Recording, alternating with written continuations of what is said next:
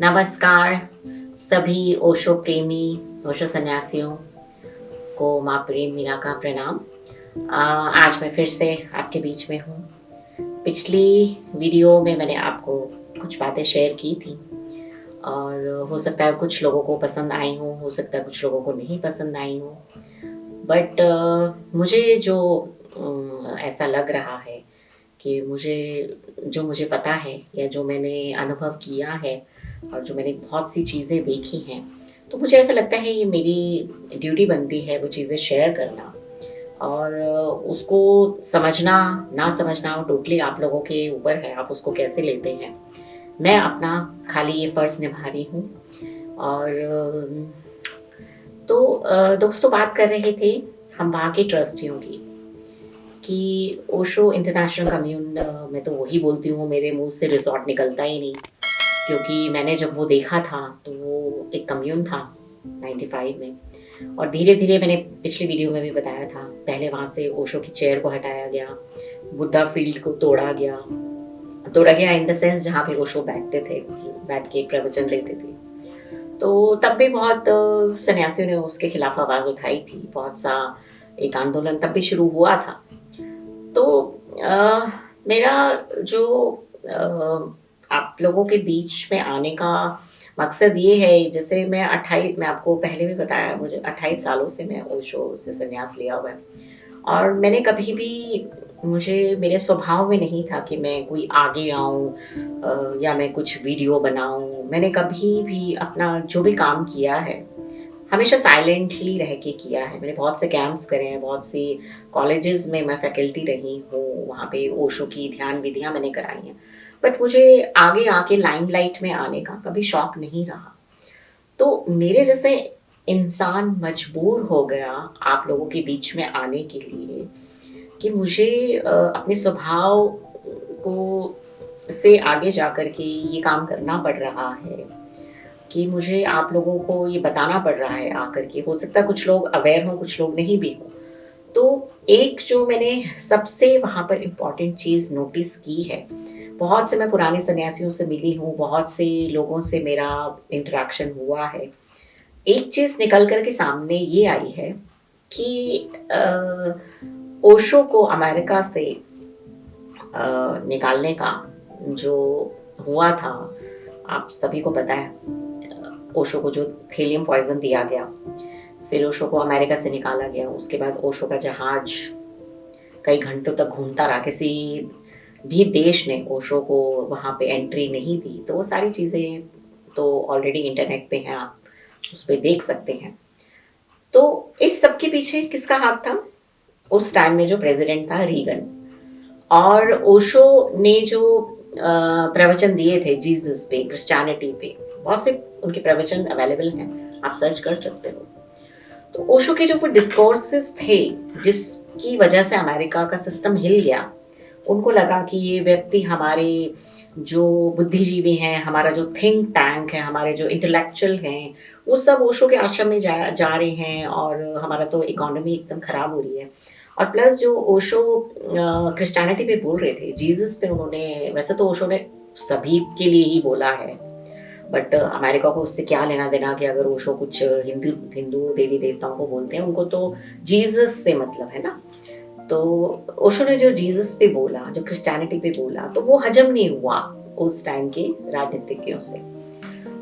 तो उन्होंने प्लानिंग करके ओशो को ज़हर दिया गया, ओशो के आश्रम को उड़ाया गया बॉम्ब से, ओशो के सन्यासी को खदेड़ा गया वहाँ से, सबको इधर-उधर कर दिया गया। दोस्तों मैं आज आपको बोलना चाहूँगी, आज भी वही पावर, आज भी वही शक्तियाँ ओशो का नाम मिटाने में लगी हुई हैं। और अगर आप इसकी तह तक जाएँगे, जब आप इसमें पूरी रिसर्च करेंगे, तो आप खुद ब खुद ये महसूस करेंगे कि आज भी क्रिश्चियनिटी जो है ओशो के नाम को ख़त्म करने में पूरा प्रयास कर रही है कि किसी तरह से ओशो का नाम मिट जाए, ओशो के आश्रम मिट जाए, ओशो का कम्यून, क्योंकि सबसे जो मेन है हमारा वो तो पुणे ही है ना। पूना में जो ओशो का आश्रम है वही तो मेन है ना, क्योंकि मेन इसलिए है कि वहाँ ओशो की समाधि है। ठीक है? अब समाधि की बात अगली वीडियो में करेंगे। फिलहाल जो मैं आपको ये कहना चाह रही हूँ, एक बार इस विषय पे थोड़ा सोचिएगा और थोड़ी सी अपने, जिसको कहते हैं ना, अपने अंदर इनर फीलिंग से पूछिएगा जो मैं कह रही हूँ ये सही है या गलत है। क्योंकि ओशो का नाम कॉपीराइट कराना, आप ये बताएं कभी कोई किसी गुरु का नाम भी कोई कॉपीराइट हो सकता है? खुद सोचिए। इसमें मतलब जब ओशो ने कॉपीराइट ही कराना था तो ओशो अपने रहते ही करा लेते ना कि भाई मेरा ये नाम जो है इसको कॉपीराइट कर दो। आप कोई भी वीडियो ओशो के नाम पे डालो, आपको तुरंत नोटिस आ जाएगा। आप फेसबुक पे डालो, तुरंत नोटिस आ जाएगा। तो क्या है ये ओशो के नाम से पैसा कमाना ही तो हुआ ना। और जबकि ओशो ने तो ऐसा कुछ नहीं कहा। ओशो का ज्ञान, ओशो का तो सारे यूनिवर्स के लिए है ना। वो तो जब बोलते थे वो तो सबके लिए बोलते थे। उनके वो तो दुश्मनों के लिए भी बोलते थे, जो उनको लाइक नहीं करते थे उनके लिए भी बोलते थे। तो उनको कोई कॉपीराइट कैसे कर सकता है? मगर ये किया गया। और किसने किया? पूना ट्रस्टी, ठीक है ना। तो मैं आपको यही कहना चाहूंगी कि बहुत से ऐसे प्रमाण हैं, बहुत से ऐसे सबूत हैं, बहुत सी ऐसी चीजें हैं जो मैंने देखी हैं अपनी आंखों से, और मैं पूरे प्रमाण के साथ कह रही हूँ कि आज भी हमारे पुणे आश्रम में क्रिश्चियनिटी का पूरा होल्ड है। वही लोग चाहते हैं कि आश्रम बंद हो जाए, बिक जाए, या इसके साथ जो भी हो जाए, क्योंकि वो सब अपना घर भर चुके हैं। उनके पास इनफ मनी है कि वो जब तक जिंदा रहेंगे उनको कोई कमी नहीं आने वाली। वो अगर विदेशों में चले भी जाएंगे उनका वहां भी सेटअप है। लेकिन नुकसान किनका हो रहा है? जो मेरे और आपके जैसे जो ओशो से प्रेम से जुड़े हुए हैं, जो हम अपने गुरु के प्रति समर्पित हैं। नुकसान हमारा हो रहा है कि हमें समाधि में भी नहीं जा सकते। हम आश्रम में खुल करके माला पहन के नहीं घूम सकते। हम ओशो का नाम कहीं यूज नहीं कर सकते। और इससे भी बड़ी विडंबना ये है कि मैंने अपने लेवल पे बहुत से पॉलिटिशियंस, बहुत से नामी ग्रामी लोगों को इस बारे में बताना चाहा और उनसे हेल्प लेनी चाहिए कि आप इस ओशो का जो आश्रम है, जो बिकने की कगार पर है और जो ऑलरेडी उसके बहुत से हिस्से बिक चुके हैं, आप उसमें थोड़ी मेरी मदद कीजिए। कोई भी इस चीज में आना ही नहीं चाहता, ठीक है ना।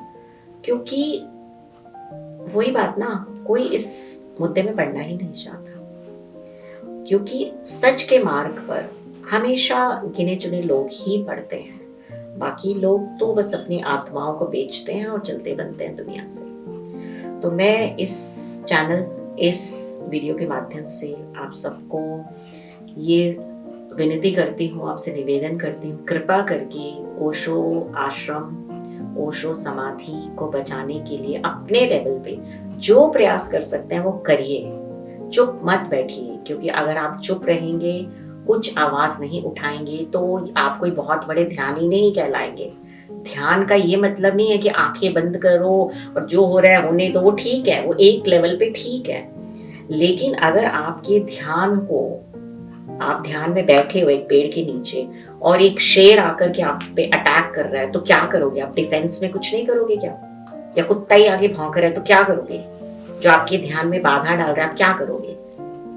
ध्यान का ये मतलब नहीं है। ध्यान का मतलब ये है आपको अपने डिफेंस में उठना ही पड़ेगा, नहीं तो आप आगे आने वाली पीढ़ियों के लिए वो चीजें खत्म कर रहे हो। क्या बताओगे आगे आने वाली पीढ़ियों को कि एक ओशो थे, एक ओशो का आश्रम था, एक ओशो की यहाँ समाधि थी? ये बताओगे? तो मैं आपसे पुनः ये आग्रह करती हूँ कि आप अपने लेवल पे जो कर सकते हैं वो करें। और अगर कुछ नहीं समझ आ रहा तो समाधि बचाओ का एक मूवमेंट चल रहा है, आप उन लोग के साथ जुड़ो।